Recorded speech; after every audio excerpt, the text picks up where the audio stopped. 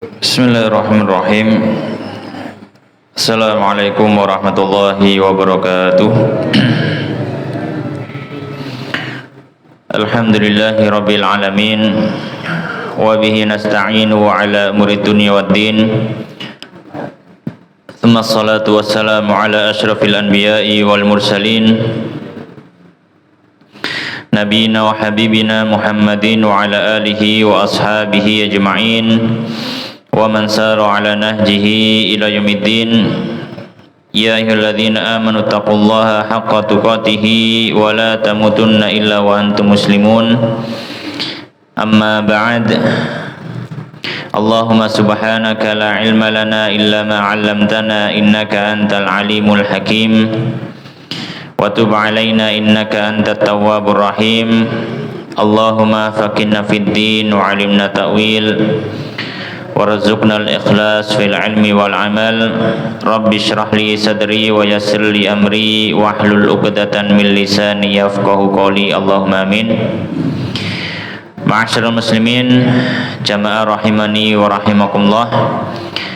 Alhamdulillah, kembali kita bersyukur kepada Allah Subhanahu wa taala karena pada kesempatan malam hari ini Allah Subhanahu wa taala masih memberikan kita kenikmatan, nikmat kesempatan, nikmat hidayah dan juga istiqomah, sehingga kita bisa hadir di tempat yang semoga diberkahi Allah Subhanahu wa taala dalam rangka tafaqquh fiddin, mempelajari agama Allah Subhanahu wa taala. Keranten dalu menika Ustadz Hermanto hafizallahu taala mboten saged hadir wonten majelis, maka insyaallah malam hari ini kita manfaatkan kesempatan pada malam hari ini untuk membaca melanjutkan kajian dari kitab Riyadhus Shalihin yang ditulis oleh Al-Imam Abu Zakaria Yahya ibn Syaraf An-Nawawi yang wafat tahun 600, Allah rahmatan wasi'ah. Pada pembahasan yang sebelumnya dalam kajian kitab Riyadhus Shalihin, kita sudah memasuki pembahasan adab-adab dan secara spesifik kita sudah memasuki pembahasan adab makan. Maka dalam pembahasan adab makan ini beliau menyebutkan beberapa bab. Bab yang pertama yang kemarin sudah kita bahas adalah tentang masalah doa yang berhubungan dengan makan. Dan insyaallah kita malam hari ini melanjutkan bab yang berikutnya. Ada beberapa bab yang berhubungan dengan adab-adab makan. Bismillahirrahmanirrahim. Qala al-musannifu rahimallahu ta'ala wa nafa'ana bil ilmi fid dunya wal akhirah wa dakhalahu fasya jannatihi wa taghammadahu bi rahmatihi. Allahumma amin. Babun la ya'ibu at-ta'ama wa istihbabi madahihi. Beliau mengatakan qala bab la ya'ibu ta'ama, tidaklah seseorang itu mencela makanan, wastihbabi madahihi, dan anjuran untuk memuji makanan. Maka di bab ini beliau ingin menyampaikan kepada kita di antara adab dalam masalah makanan adalah ketika ada makanan yang dihidangkan kepada kita, janganlah kita mencelanya. Janganlah kita mencela makanan tersebut. Dan hendaknya kita bersyukur kepada Allah Subhanahu wa taala. Dan termasuk juga adab dalam masalah makanan adalah kita dianjurkan untuk memuji makanan tersebut jika memang dibutuhkan. Ya, dianjurkan untuk memuji makanan tersebut jika memang dibutuhkan. Dan diantara kebutuhannya misalkan adalah ketika itu kita ingin menghormati ya, atau mungkin menyenangkan hati orang yang memasaknya. Ini diantara Di antara hal yang kita dianjurkan untuk memuji makanan tersebut. Tapi kalau misalkan tidak ada dorongan untuk memuji makanan tersebut, maka kita diam, itu tidak menjadi masalah. Maka ini adalah di antara dua adab seorang muslim terhadap makanan. Yang pertama, janganlah seorang itu mencela makanan. Yang kedua adalah dianjurkan untuk memuji makanan jika memang dibutuhkan untuk memuji makanan tersebut. Ya. Maka di sini di bab ini beliau menyebutkan dua hadis yang menjadi dalil. Nggih, napa dalile tiyang niku tidak diperbolehkan mencela makanan dan dianjurkan untuk memujinya. Di antaranya yang pertama, hadis yang pertama, qala al-musannif rahimallahu taala an Abi Hurairah, dari sahabat Abu Hurairah radhiyallahu taala anhu, qala, beliau berkata, ma tidaklah aba mencela Rasulullah sallallahu alaihi wasallam ta'aman, satu makanan qattu sama sekali. Inishtahahu, jika Nabi menginginkan makanan itu, atau jika Nabi sallallahu alaihi wasallam mau terhadap makanan itu, akalahu, maka Nabi memakannya. Wa in karihahu, dan jika Nabi tidak menyukai makanan tersebut, tarakahu, maka Nabi tinggalkan makanan itu, tidak dimakan oleh beliau. Muttafaqun alaih, hadis riwayat Bukhari Muslim. Maka ini menunjukkan pada kita bagaimana akhlak Nabi SAW terhadap makanan. Ya. Di mana Nabi SAW ketika ada makanan yang ada di hadapannya, maka kalau misalkan makanan itu adalah makanan yang diinginkan oleh Nabi SAW, maka Nabi makan. Ya, maka Nabi makan. Tapi kalau misalkan Nabi SAW tidak menyukai jenis makanan tersebut, maka Nabi ya sudah diam saja dan tidak dimakan. Jadi tidak sampai mencela makanan tersebut. Ya, tidak sampai mencela makanan tersebut. Ya, dan ini diantara adab dan bagaimana akhlaknya Nabi SAW terhadap makanan. Ya. Dan baru kalau misalkan ditanya kenapa kok nggak makan, baru dijelaskan, nggak ada masalah. Ya, tapi kita sendiri tidak mencela ya makanan tersebut, dan kita diam saja. Kalau memang nggak mau, ya sudah nggak makan, nggak ada masalah. Baru dijelaskan kalau misalkan ada yang bertanya kenapa nggak makan, ya kita jelaskan. Dan ini sebagaimana terjadi pada diri Nabi SAW pada hadis yang lain. Suatu ketika Kanjeng Nabi niki bersama beberapa sahabat, nggih, para sahabat niki masak bob, nggih, masak daging bob.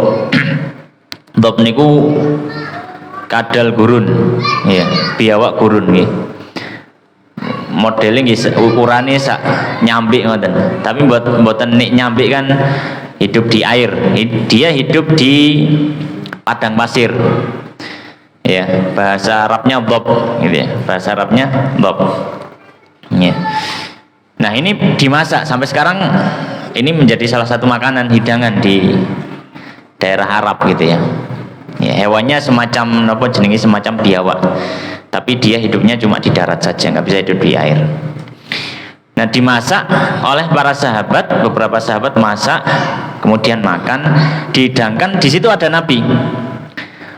Para sahabat ini nedo enak, ngoten. Tapi Nabi diam saja. Nabi diam saja. Maka ada seorang sahabat yang bertanya, ini mboten salah niku Khalid bin Walid. Tanglet dumateng Nabi sallallahu, ya Rasulullah, Kanjeng Nabi, napa kok jenengan boten tumut nedo niki, bob niki? Kenapa kok Anda tidak ikut makan? Ya. Apakah bob ini diharamkan, termasuk hewan yang diharamkan untuk dimakan? Maka kata Nabi SAW, la, bob ini halal. Ya. Bob ini termasuk hewan yang halal. Ya. Meskipun bentuknya seperti itu gitu ya, tapi dia termasuk hewan buruan. Ya, diburu. Dan dia hidupnya memang cuma di tanah, ya. Dan makanannya itu apa namanya, serangga-serangga dan yang semacamnya. Ya, dia tidak, kata Nabi SAW, lah, dia halal, dhab itu halal. Ya. Hanya saja kata Nabi SAW, di keluarga saya, ya, di keluarga besar saya, itu mereka nggak pernah makan ini. Jadi secara naluri saya sendiri itu kurang suka, karena memang sejak kecil didikannya nggak pernah makan dhab, meskipun orang asli Mekah gitu. Meskipun orang asli Arab, tapi memang di keluarganya Nabi nggak ada yang pernah memasakkan dhab terus dimakan gitu, nggak pernah. Maka kata Nabi SAW, ya itu tidak haram, dia halal. Cuma hanya saja saya tidak terbiasa makannya sehingga saya nggak suka. Gitu. Maka baru di situ beliau menjelaskan ketika ada pertanyaan. Tapi kalau misalkan tidak ada pertanyaan, maka diam itu sudah tidak ada masalah. Maka hadis ini memberikan pelajaran pada kita. Ya, di antara pelajarannya apa? Di antaranya pelajarannya adalah, ya, termasuk hal yang disunahkan. Ya, ketika ada makanan yang dihidangkan dan kita tidak suka makanan tersebut, maka kita tidak boleh mencela makanan itu, mencela makanan itu. Ya. Kenapa? Karena ya mencela makanan ini secara tidak langsung mencela salah satu nikmat dari nikmat-nikmat Allah Subhanahu wa taala. Ya, makanan itu yang memberikan adalah Allah Subhanahu wa taala. Kalau kita mencelanya, maka kita secara tidak langsung mencela kenikmatan dari Allah Subhanahu wa taala. Dan kalau kita mencela kenikmatan Allah Subhanahu wa taala, secara tidak langsung kita mencela Allah Subhanahu wa taala. Maka hendaknya seorang muslim menjauhi mencela makanan, ya, maka cukup baginya untuk tidak memakannya saja, tidak sampai dia mencela makanan tersebut. Kemudian, ma'asyiral muslimin jamaah rahimani wa rahimakumullah. Hadis yang kedua, dalil yang kedua dalam adab makan ini. Beliau mengatakan qala wa an Jabir, dan dari sahabat Jabir radhiyallahu taala anhu, anna Nabi, bahwasanya Nabi sallallahu alaihi wasallam sa'ala ahlahu, ya, sa'ala bertanya ahlahu kepada keluarganya al-udma, tentang lauk yang dimaksud, nggih, lauk yang dimaksud ini adalah yang jadi pendamping untuk makanan pokok. Itu yang dimaksud dengan lauk. Nggih, itu yang dimaksud dengan lauk, yang jadi pendamping untuk makanan pokok. Ya. Makanya kita jangan kaget ketika Nabi SAW nanti diberikan lauknya niku khol. Khol niku cuka. Ya. Kan mungkin kita heran, cuka kok jadi iwak sih gitu. Maka kita perlu memperhatikan Nabi SAW hidup 1446 tahun yang lalu. Jadi 14 abad yang lalu. Ya. Makanannya tidak sama dengan makanan kita. Tradisi makannya tidak sama dengan makanan kita. Jadi kalau orang Arab dulu ya sudah ada roti, tapi ya kadang roti cuma makan roti itu aja. Dan roti itu jadi makanan pokok, ya. Pendampingnya apa? Roti ya kadang dicelupkan cuka, kadang roti kayak kurma, kadang roti kayak minyak, ya. Makannya, ya, makannya seperti itu. Terus duduan, sambal-sambelan, ya, iwa-iwaan itu jarang, ya, jarang. Jadi maka Nabi SAW suatu hari beliau bertanya kepada istrinya, ya, apakah ada lauk? Faqalu, maka keluarganya mengatakan ma indana illa khallun. Ma, tidak ada indana di sisi kita illa kecuali khallun, cuka. Wahai Nabi, adanya cuka. Jadi roti sama cuka. Ngejek mboten kenemenan sepone ngoten nggih. Roti kan roti mboten roti enten gulone nggih. Kalau di kita kan enten gulone, tapi ya roti untuk ini, untuk makanan pokoknya. Jadi ya roti yang enggak ada rasanya. Ya supaya enggak terlalu tawar dikasih cuka biar ada variasi rasa. Maka kata keluarga Nabi, kita tidak punya apa-apa kecuali adanya cuka.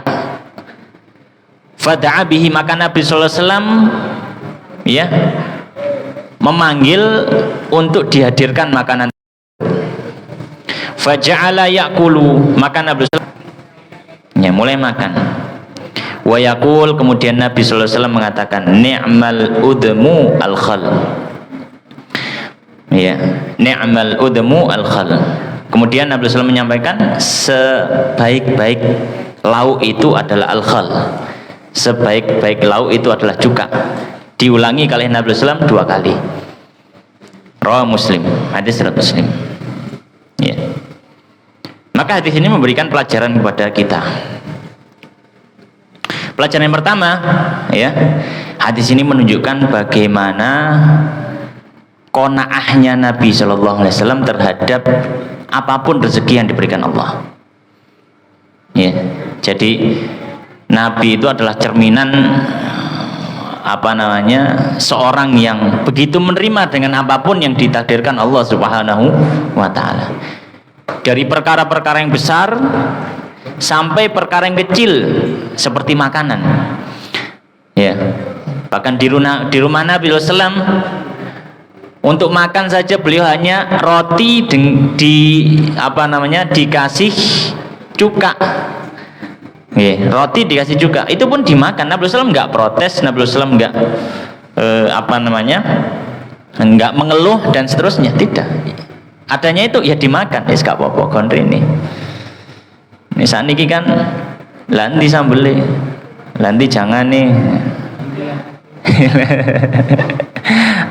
Lanti selene, jangan apa ya terenten sele, cuka ya di arep ya.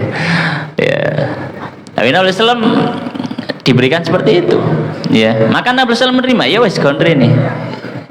Sing ono dipangan, ya. Maka hadis ini memberikan pelajaran yang pertama adalah tawaduknya, qanaahnya Nabi SAW. Bagaimana Nabi SAW itu sangat menerima apapun takdir Allah Subhanahu wa Ta'ala. Beliau tidak pernah memprotes, beliau tidak pernah mengeluh dengan takdir Allah Subhanahu wa Ta'ala. Ya. Dan beliau tidak pernah merasa berat dengan takdir Allah. Beliau biasa saja. Beliau itu sosok orang yang sangat menikmati hidup. Ya. Sosok orang yang sangat menikmati hidup dengan apapun yang Allah takdirkan. Ya, itu. Nah, ngatur hati semacam ini yang sulit. Ya. Orang kadang baru bisa menikmati hidup kalau sesuai dengan selera dirinya, kan ngoten. Jarang sing saged nikmati urip saanane, ya kadang ya sulit, ngaturnya sulit. Perlu dilatih. Dan Nabi SAW beliau menikmati hidupnya dengan apapun yang ditakdirkan Allah. Ya, dengan apapun yang ditakdirkan Allah. Dan ini bentuk qanaahnya Nabi sallallahu alaihi wasallam, menerimanya Nabi sallallahu alaihi wasallam terhadap takdir Allah. Pelajaran yang kedua, adab dalam makan, ada makanan jika memang dipandang butuh untuk dipuji. Di antara alasan yang mungkin di situ butuh untuk dipuji adalah untuk menyenangkan hati istrinya, untuk menyenangkan hati yang masak, atau untuk menyenangkan hati keluarga. Ya, sebagaimana yang terjadi tadi. Nabi SAW ketika tanya kepada keluarganya, ya, tanya kepada istrinya, ada lauk apa? Maka istrinya mengatakan adanya hanya cuka. Maka mungkin sebagai istri merasa kayak kurang bisa memberikan makanan yang lebih daripada itu. Maka Nabi SAW menyuruh, ya udah gak apa-apa, ambil saja. Terus dimakan sama Nabi, kemudian beliau puji itu. Untuk apa? Untuk menghilangkan barangkali ada perasaan sedih, perasaan kurang nyaman yang dirasakan oleh keluarga beliau, karena hanya menghadirkan makanan tersebut. Maka Nabi SAW mengatakan, ni'mal udmul khal, ni'mal udmul khal. Sebaik-baik makanan ya juga ini. Ya. Sebaik makanan adalah adanya juga. Ya, maka ya, apakah memang cuka itu sebaik-baik lauk ya, sebaik-baik lauk gitu. Apakah cuka memang sebaik-baik lauk? Ya enggak juga gitu. Cuma di sini ya bagaimana Nabi SAW berusaha supaya hati keluarganya itu menjadi lebih lapang, Ya, hati keluarganya supaya lebih gembira, supaya tidak bersedih dan tidak berkucil hati, gitu. Nabi secara tidak langsung mengajari bahwasanya apapun yang diberikan Allah wis disyukuri ae, gitu. Tidak perlu kita ya ngoyo-ngoyo secara dengan mengeluarkan tenaga luar biasa, dan kalau tidak bisa, kita tidak bisa menikmati. Jangan sampai seperti itu. Nabi mengajari secara tidak langsung, mengajari juga kepada keluarganya, ya. Meskipun juga itu rezeki Allah Subhanahu wa taala, kita makan enak, enggak masalah, gitu. Maka ini diantara faedah dari hadis ini, bahwasanya termasuk hal yang dianjurkan dalam makanan adalah kita memuji makanan ketika memang kita melihat ada maslahat di situ, ada kondisi yang dibutuhkan di situ. Di antaranya adalah untuk menyenangkan keluarga dan semacamnya. Ma'asyiral muslimin jamaah rahimani wa rahimakumullah. Kemudian beliau menyebutkan bab yang berikutnya. Bab yang berikutnya di antara adab dalam makanan juga. Qala al-musannifu rahimallahu taala wa nafa'na bil ilmi fid dunya wal akhirah. Babun ma yaquluhu man hadara ta'ama wa huwa shaimun idza lam yuftir. Beliau mengatakan bab ma yaquluhu, apa yang diucapkan oleh man, orang yang hadara ta'ama, dia menghadiri sebuah hidangan makanan, ya, undangan makan gitu, wa huwa shaim, sedangkan dia dalam kondisi puasa. Idza lam yuftir, jika dia tidak mau untuk membatalkan puasanya. Ya, jika dia tidak mau untuk membatalkan puasanya. Maka di sini beliau membahas satu masalah, yaitu ketika seseorang itu diundang di sebuah acara yang di situ ada makannya. Posisinya dia ini sedang puasa. Posisinya dia sedang puasa. Apa yang dilakukan?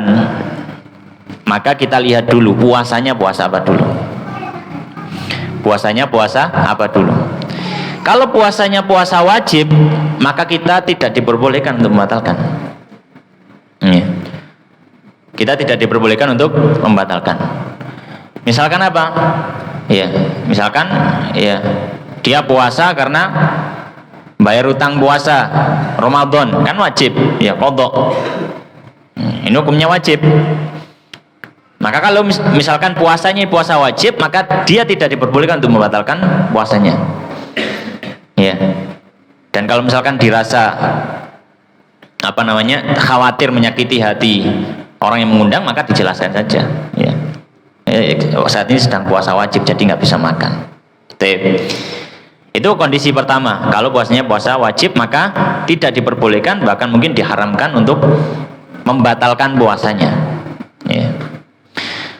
Kenapa? Karena pada dasarnya kalau puasa itu hukumnya wajib, ya, maka secara asal tidak boleh dibatalkan begitu saja, kecuali ada hal yang darurat. Ya, dan makan bukan hal yang darurat. Ya. Memang orang puasa itu nggak boleh makan, kan gitu. Dan menyakiti hati orang mungkin secara tidak sengaja, itu pun bukan hal yang darurat, barangkali terjadi. Makanya tadi sebaiknya dijelaskan. Kondisi yang kedua, jika dia adalah orang yang puasa tapi puasa sunnah. Puasa tapi puasa sunnah. Maka dia boleh milih. Dia boleh memilih. Yang pertama, dia boleh batalkan puasanya kemudian dia makan. Nggak ada masalah. Ya, dia batalkan puasanya kemudian dia makan. Kenapa? Karena dalam satu riwayat, ya, bahwasanya Nabi Shallallahu Alaihi Wasallam, ya, menyampaikan yang maknanya dalam mutatawwi'u bisyami amiru nafsihi.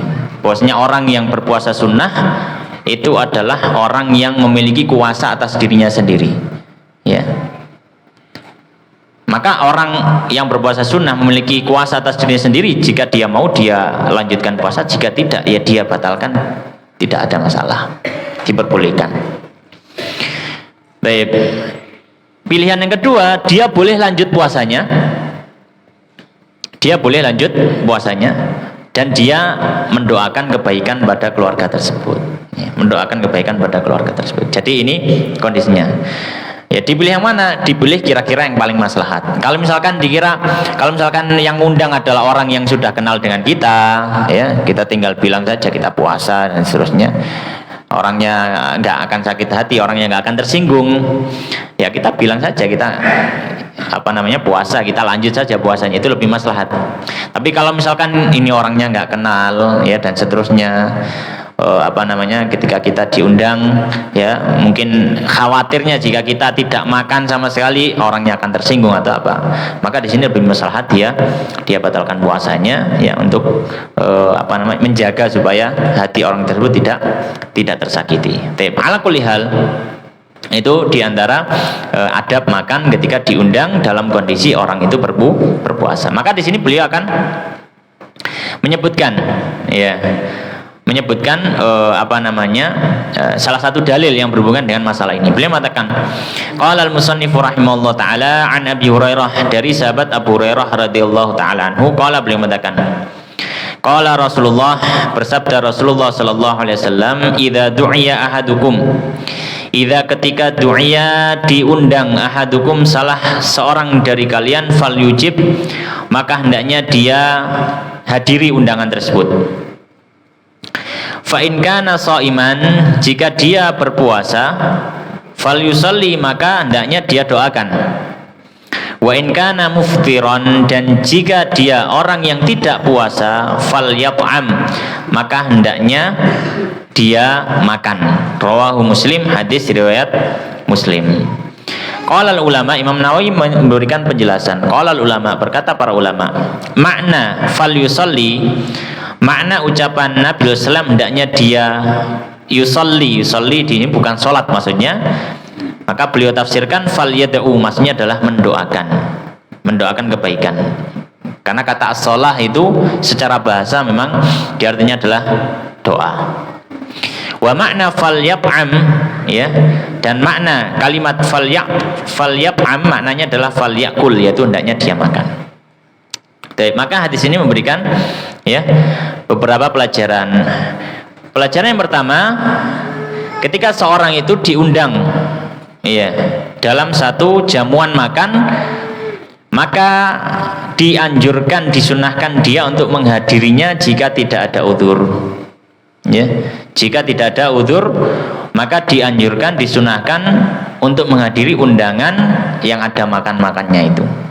Ya. Ini jika tidak ada udzur. Kalau ada udzur, ya, misalkan ada undangan yang lain atau mungkin ada keperluan yang lain, maka tidak ada masalah kita tidak menghadiri undangan tersebut. Ya. Kemudian perkara yang kedua, ya,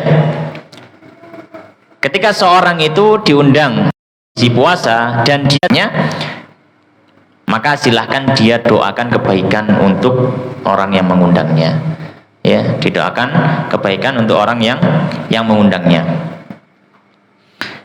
Kemudian masalah yang ketiga yang bisa kita ambil dari hadis ini, orang yang diundang dalam undangan jamuan makan kemudian dalam kondisi tidak berpuasa, maka dianjurkan dia untuk makan dari apa yang dihidangkan. Ya, disunahkan. Ya. Ketika dia tidak berpuasa, ya, maka jangan sampai ketika dia tidak berpuasa, dia tidak makan sama sekali. Misalkan yang di depannya itu nggak ada yang dia sukai, misalkan makanannya, tapi paling enggak, ya, minumnya lah, paling enggak ada yang dimakan gitu, untuk menghormati orang yang sudah mengundangnya. Dan ini termasuk adab yang baik dalam masalah makanan dan yang berhubungan dengannya. Baik, ma'asyiral muslimin, jamaah rahimani wa rahimakumullah. Kemudian pembahasan berikutnya, ya, di antara adab dalam masalah makanan, beliau membuat bab yang baru. Qala al-musannifu rahimahullah taala, babun au babu ma yaqulu man min fatabi'ahu ghairuhu. Bab apa yang diucapkan orang yang diundang dalam jamuan makan, fatabi'ahu, lalu ada yang mengikutinya, ghairuhu, selain dirinya yang diundang. Ya. Maka di sini perlu kita ketahui ketika ada undangan makan, ya, undangan yang di situ ada makan-makannya, maka termasuk adabnya adalah yang datang ke situ hanya yang diundang saja. Ya, yang datang di situ hanya yang diundang saja. Kalau sampai misalkan ada yang hadir di situ dan dia tidak diundang, secara asal tidak diundang, kemudian dia makan, maka ini termasuk kezaliman. Ya, maka ini masuk dalam kategori aklun amwalin nasi bil batil, memakan harta orang lain dengan zalim, karena tanpa ada ridho dari sahibul hajah. Ya. Makanya kalau misalkan kita mengajak orang yang tidak diundang, atau misalkan ada orang yang diundang ikut kita, ya maka perlu kita minta izin, perlu minta izin, atau paling tidak orang yang, kalau misalkan orang yang mengundang dia, berarti sudah itu salah satu petunjuk bahwanya oh ya nggak apa-apa, jangan sampai nggak diketahui oleh sahibul hajah, karena ya bisa jadi itu tidak diridhoi oleh orang yang punya makanan tersebut, ya. Dan khawatirnya yang masuk ke dalam perutnya itu termasuk makanan yang diharamkan Allah Subhanahu wa taala, karena itu memakan harta manusia secara zalim. Oleh karenanya di sini beliau sebutkan satu hadis, ya. Qala al-musannif rahimahullah taala an Abi Mas'udin al-Badri, dari sahabat Abu Mas'ud al-Badri radhiyallahu taala anhu. Qala, beliau berkata, da'a rajulun, suatu ketika ada seorang laki-laki, ada seorang sahabat yang mengundang an-nabiyya, Nabi sallallahu alaihi wasallam, li ta'amin, untuk makan. Sona'ahu, yang dia sudah membuat makanan tersebut, ya, lahu, untuk Nabi sallallahu alaihi wasallam, khamisa khamsatin, dan Nabi menjadi orang kelima dari lima orang yang dia undang. Jadi orang ini cuma ngundang 5 orang saja, karena mungkin makannya agak banyak, ya, makanan dimasak cukup banyak, dan beliau, orang ini, sahabat ini tidak mau makan sendiri, ngajak beberapa teman dekatnya termasuk Nabi, ya, yang diundang 5 orang, dan Nabi orang terakhir yang diundang. Fatabi'ahum rajulun, tiba-tiba ada seorang yang ikut nimbrung bersama mereka, mau ikut makan juga. Falamma balaghal bab, ya, maka ketika Nabi SAW mencapai di pintu rumah orang tersebut, qala lahun Nabi, maka Nabi SAW berkata kepada pemilik rumah, kepada pemilik undangan itu, inna hadza tabi'ana, orang ini ikut kita. Fa in syi'ta an ta'dzana lahu, jika engkau mau, engkau izinkan untuk orang ini ikut makan. Jadi ada 6 orang akhirnya. Wa in syi'ta raja, dan jika kamu mau, kamu tidak izinkan, boleh, nggak ada masalah, biar dia balik, ya, biar dia kembali ke rumahnya. Qala, maka kata sahabat tadi, bal adzanu lahu ya Rasulullah, ya, aku izinkan dia wahai Rasulullah sallallahu alaihi wasallam. Muttafaqun alaih. Ya. Maka hadis ini memberikan pelajaran pada kita. Apa pelajarannya? Di antara adab dalam undangan adalah jika ada orang yang tidak diundang dalam satu undangan makan atau satu ajakan makan, maka hendaknya dia meminta izin kepada orang yang memiliki makanan tersebut, ya. Kenapa? Karena dikhawatirkan kalau tidak meminta izin, pemilik makanan itu tidak meridhoi makanan yang sudah dimakan oleh orang tersebut. Dan kalau tidak meridhoi, maka ini memakan harta manusia dengan cara yang batil, dengan kezaliman. Maka ini masuknya kategorinya harta yang haram untuk dimakan. Ya, termasuk adabnya, ya. Dan di sini juga ada pelajaran yang lain. Apa pelajarannya? Yaitu ketawadhuan Nabi sallallahu alaihi wasallam. Bagaimana Nabi sallallahu alaihi wasallam, ya, beliau, ya, kita bisa bayangkan beliau itu pemimpin kaum muslimin, ya. Beliau juga seorang nabi, seorang rasul. Ya, beliau orang yang sangat-sangat terhormat. Tapi meskipun begitu, beliau masih minta izin. Ya, jadi bukan berarti ketika jadi pemimpin dia sewenang-wenang dan serah, tidak. Bahkan Nabi SAW masih minta izin kepada orang yang dalam tanda kutip mungkin jatuhnya adalah rakyatnya sendiri. Masih minta izin. Kita lihat di sini bagaimana tawaduknya Nabi SAW, bagaimana Nabi SAW sangat mengerti dalam tanda kutip ya, unggah-ungguh. Sangat mengerti adab etika ketika bermasyarakat dan bergaul dengan orang lain. Ya, maka tidak ya bahwasanya Nabi SAW sebagai pemimpin terus beliau semena-mena, beliau melakukan apa yang beliau inginkan tanpa memandang keridhaan orang lain, tidak. Nabi SAW pakai ini perkara yang sesuai dengan, maka ini hendaknya diperhatikan juga oleh kaum muslimin. Ma'asyiral muslimin jamaah rahimani wa rahmakumullah. Kemudian berikutnya diantara adab yang disampaikan oleh musannif rahimahullah taala, ini bab yang terakhir yang mungkin akan kita baca pada kesempatan kali ini. Qala al-musannif rahimahullah taala babul akli mimma yalihi wa wa'dhihi wa ta'dibihi man yusi'u aklahu. Beliau menyampaikan qala babul akli, bab makan mimma yalihi, dari apa yang ada di dekatnya, wa wa'dhihi, dan menasihati orang lain, wa ta'dibihi, dan memberikan didikan kepada orang lain, atau dan memberikan didikan ya, man yusi'u, terhadap orang yang buruk aklahu, dalam adab makannya. Ya, dalam adab makannya. Maka di sini kita tahu beliau akan sampaikan beberapa adab juga dalam makan. Di antara adab yang adab makan ini sebelumnya sudah kita singgung. Di antara adab makan adalah hendaknya seseorang itu makan makanan yang berada di dekatnya.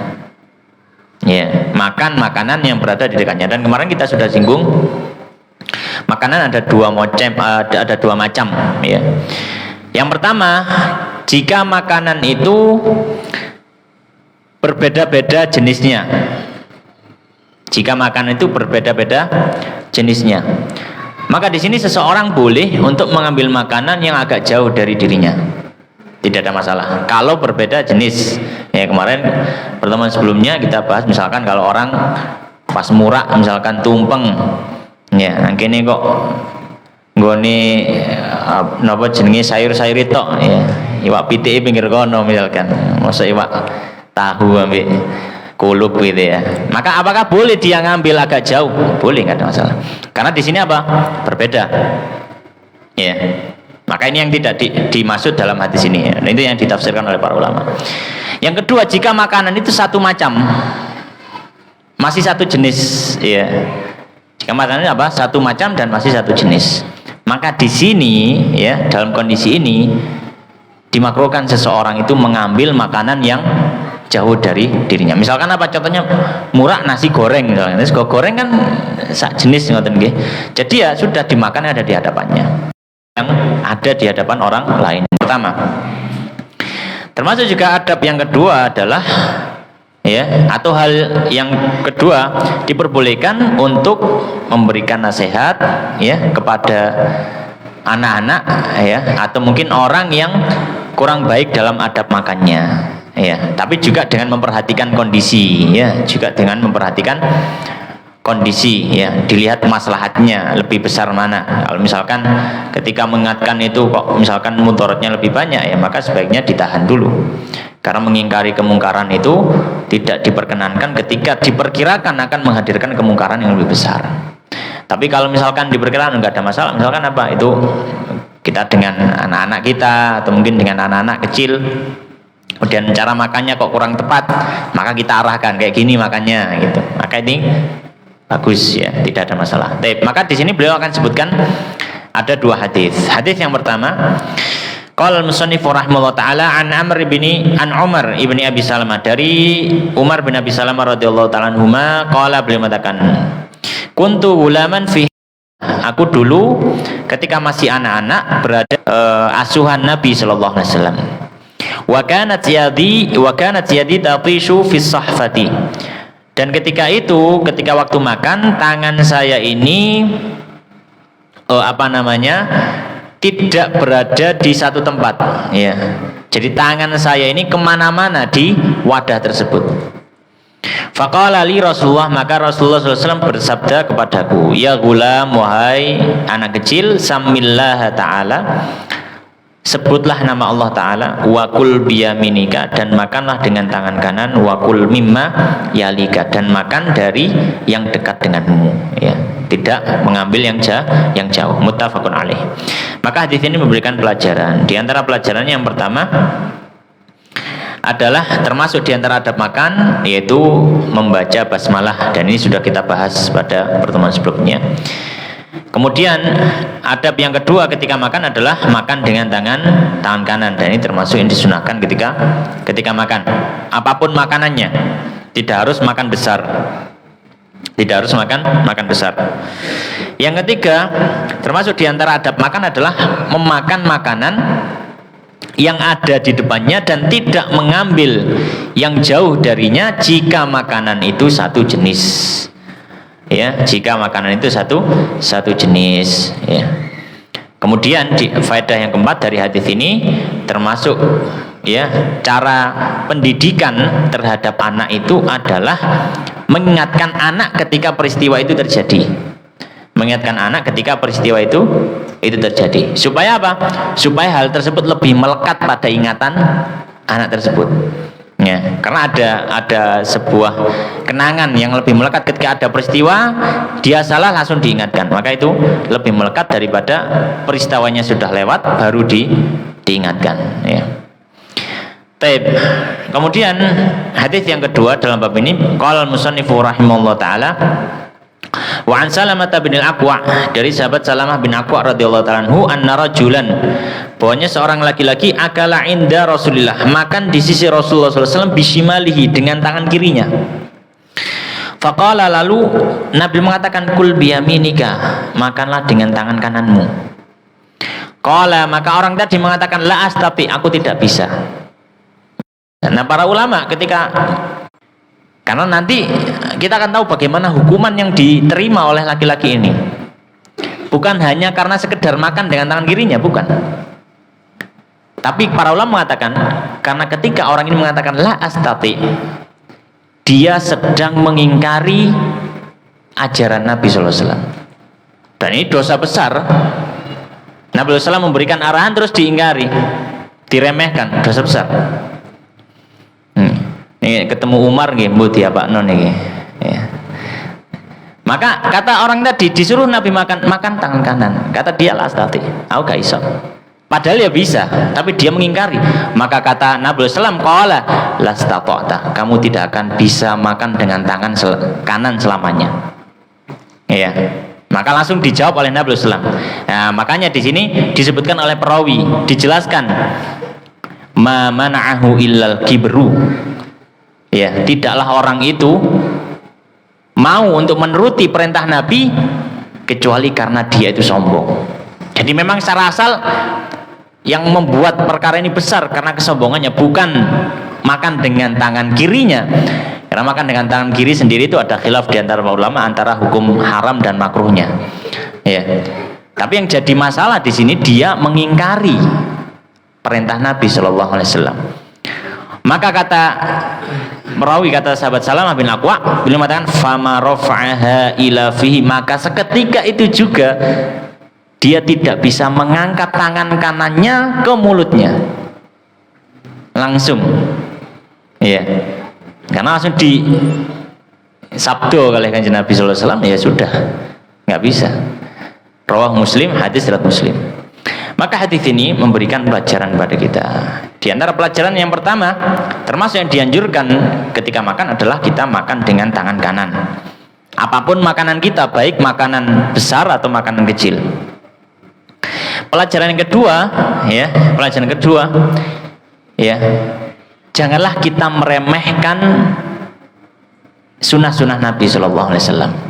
Janganlah kita meremehkan sunnah-sunnah Nabi Sallallahu Alaihi Wasallam. Kalau misalkan kita masih belum bisa mengerjakan, maka kita sadari ya aku ijik kurang iso. Itu lebih bagus daripada ngelawan. Ya, alah kayak apa sih kayak gitu. Padahal hadisnya sahih, itu diajarkan oleh Nabi Shallallahu Alaihi Wasallam. Ya, maka kalau kita mungkin sudah tahu ilmunya, pernah dengar hadisnya, pernah dengar riwayatnya, dan itu sahih, dan itu adalah ajaran Nabi Shallallahu Alaihi Wasallam, lebih bagus kita mengatakan, ya itu memang yang bagus, tapi aku ijik kurang iso ngelakoni. Itu lebih mudah daripada mengingkari. Kalau apa sih itu? Gak usah lah, gak usah dilakoni. Daripada kita mengingkari, lebih bagus kita mengakui kekurangan diri kita. Kenapa? Karena kalau kita mengingkari, berarti ada kesombongan dalam diri kita.